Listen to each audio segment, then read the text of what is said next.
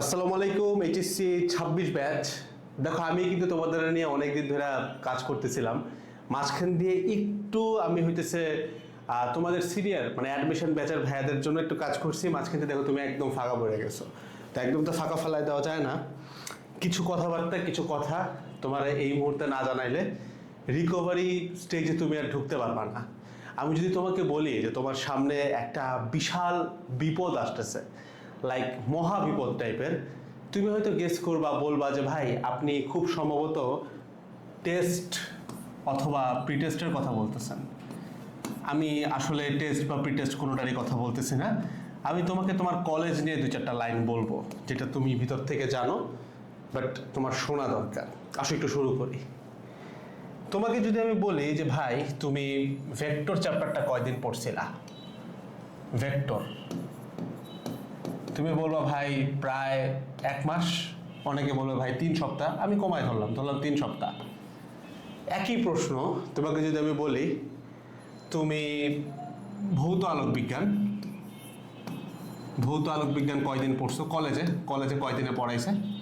তুমি হয়তো বলবা ভাই 2 থেকে 3 দিন।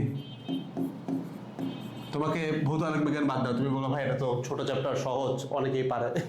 আমি ধরলাম তুমি পড়ো নাই, বাট তাও বলতেছো সহজ। ওকে, আসো আমরা বলি থার্মোডাইনামিক্স কয়দিনে পড়ছো তুমি? কলেজে কয়দিন পড়াইছে? 3 দিনের বেশি পড়াইছে? সর্বোচ্চ 1 সপ্তাহ, 1 সপ্তাহ সর্বোচ্চ।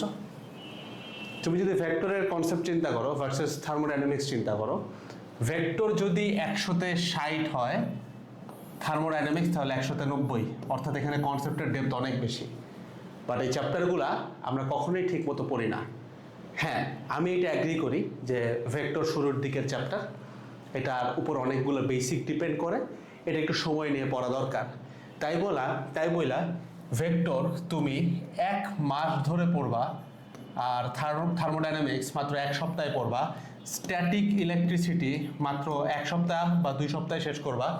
এটা কিন্তু কোনো দিক দিয়েই কাম্য না। তুমি কি জানো, কখনো প্রশ্ন করছো যে এই ঘটনাটা কেন ঘটানো হয়, কেন এরকমটা ঘটে?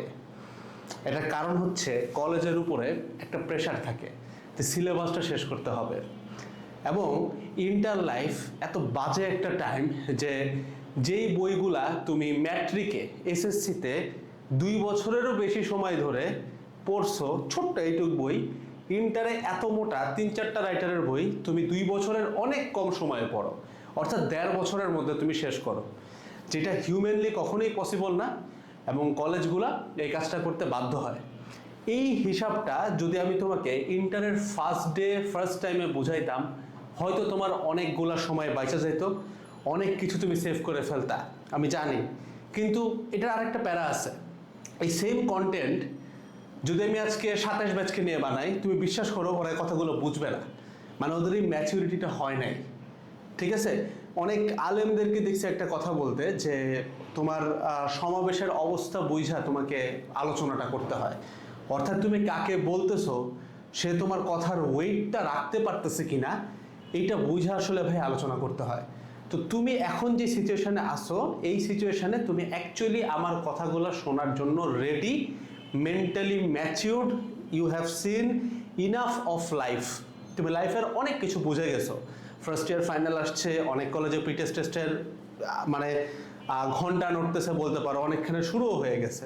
তো তুমি অলরেডি বুঝে গেছো লাইফটা কীরকম, এবং কলেজ থেকে যে তোমার খুব বেশি একটা উপকার হচ্ছে না এটা তুমি বুঝে গেছো। আমাদের একটা পডকাস্টে তোমাদের মমিত ভাইয়া আসছিল, উনি একটা খুব সুন্দর কথা বলছে যে ইন্ডিয়ার কোটা ফ্যাক্টরিতে মানুষজন কিন্তু কোনো কলেজে ভর্তিও হয় না, কারণ ওইখানে ডিরেক্টলি এসএসসি এইচএসসি বোর্ড এক্সামগুলো দেওয়া যায় উইদাউট ইভেন রেজিস্টারিং ইনটু সাম কলেজ, মানে প্রাইভেট ওয়েতে এক্সাম দেওয়া যায়। এবং এই সিস্টেম যদি বাংলাদেশে আনা হয়, কোনোভাবে আনা হয়, স্কুল কলেজের কোনো অস্তিত্ব থাকবে না। এই কথাটা সত্য, এটা যে কেউ মানে, এবং তুমি এটা নেক্সট 5 ইয়ার্সে দেখবা। কিন্তু নেক্সট 5 ইয়ার্স আসলে তো অনেক দেরি। তো তোমাকে এখন কি করা উচিত? তোমাকে যদি আমি এখন একটা লাইনে এটার সলিউশন দিতে চাই, এটার সলিউশনটা হচ্ছে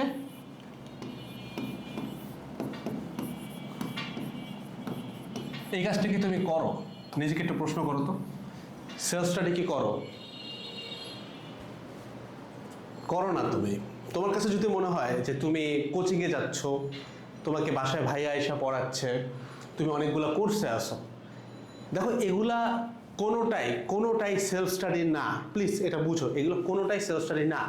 তোমাকে পড়ানো হচ্ছে, লাইক ধরো তুমি সাঁতার কাটতে চাও, সাঁতার কাটা শিখতে চাও, এখন তোমার সামনে একজন ট্রেনার এসে সারাদিন সাঁতার কাটে, তুমি জীবনেও পানি ছোঁয়াও নাই, হবে না।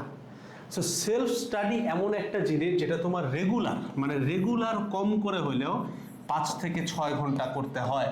এটা হচ্ছে মিনিমাম কমপক্ষে। অ্যাডমিশনে আমি রেকমেন্ড করি 10 থেকে 12 ঘন্টা। ইন্টার লাইফ যদি একটু লম্বা সময়, আমি বলি 5 থেকে 6 ঘন্টা সেলফ স্টাডি। মানে এটার ভিতরে তোমার কলেজ আসতেছে না, কোচিং আসতেছে না, কোর্স আসতেছে না, কিচ্ছু আসতেছে না, একদম সেপারেট। আচ্ছা, আমি পাশ দিয়ে একটা ডেমো দেখাই দিব না আমাদের এআই প্ল্যানারের। এই এআই প্ল্যানারটা দিয়ে তুমি সেলফ স্টাডি করতে পারো চাইলে, ঠিক আছে? একটু জাস্ট মাঝখানে বলে রাখলাম যে সেলফ স্টাডি করতে হলে তোমার একটা রুটিন লাগে। তো এআই প্ল্যানারটা দিয়ে করলে কি করতে পারবা, তুমি একটা সার্টেন টাইম ধরতে পারবা যে এত সপ্তাহ, বা আমি 3 সপ্তাহ রুটিন নামাবো, 30 দিনের রুটিন নামাবো, 2 মাসের রুটিন নামাবো। আমি 2 মাসের বেশি করতে সাজেশন দেই না, কারণ আজ থেকে 2 মাস পর্যন্তই তোমার এখন প্ল্যান করা উচিত। অনেক দূরের প্ল্যান করে আগাইতে পারবা না, অনেক বড় হয়ে যায়, ফলো করা হয় না। আমি তোমাকে রেকমেন্ড করব 1 মাস থেকে 2 মাস সিলেক্ট করে। আমরা তো engineering based platform, engineering university, so আমাদের মেইন টার্গেট থেকে ফিজিক্স ম্যাথ। ইনফ্যাক্ট আমাদের একাডেমিক অ্যাডমিশনেরও কিন্তু main target physics plus math, ঠিক আছে? এটাই কিন্তু আমরা পড়াই। তো আমাদের প্ল্যানারগুলো ফিজিক্স প্লাস ম্যাথ দিয়েই। এবং একটা জিনিস মাথায় রেখো, তুমি যখন কোনো কিছুর জন্য নিজেকে প্রস্তুত করো, তুমি তোমার স্ট্রং পয়েন্টে সব থেকে বেশি ফোকাস করো। ইভেন ওটা যদি তোমার স্ট্রং পয়েন্ট নাও হয়, তুমি এটা বানানোর চেষ্টা করো। যেমন কালকে যদি একটা ক্রিকেট ম্যাচ হয় এবং তুমি যদি একজন বলার হয়ে থাকো, তুমি কিন্তু অবভিয়াসলি সব থেকে বেশি বলিং প্র্যাকটিস করবা। হ্যাঁ, ব্যাটিং তোমার হাতে থাকা লাগবে, কারণ যদি দলের প্রয়োজন পড়ে, বাট তুমি মেইন ফোকাস দিবা বলিংয়ে। যাদের ইঞ্জিনিয়ারিং টার্গেট, তাদের মেইন ফোকাস থাকে, মানে তাদের বলিংটা হচ্ছে ফিজিক্স এবং math, chemistry, biology, English, Bangla, ICT.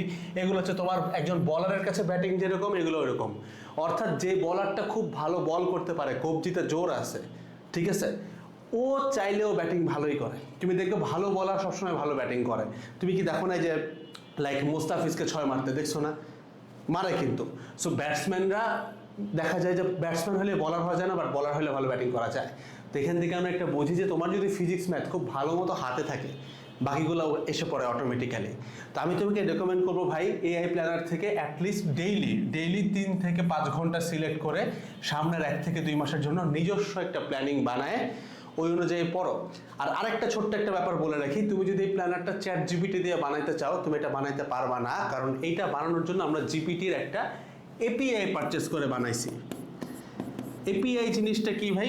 API হইতেছে তুমি তোমার বিভিন্ন জায়গায় এটাকে কানেক্ট করতে পারো। যেমন আমাদের ওয়েবসাইটে এটার এপিআই কানেক্ট করা আছে। তো কানেক্ট করলে হয় কি, ও ওইখানে দাঁড়ায় তোমাকে উত্তরটা দিচ্ছে।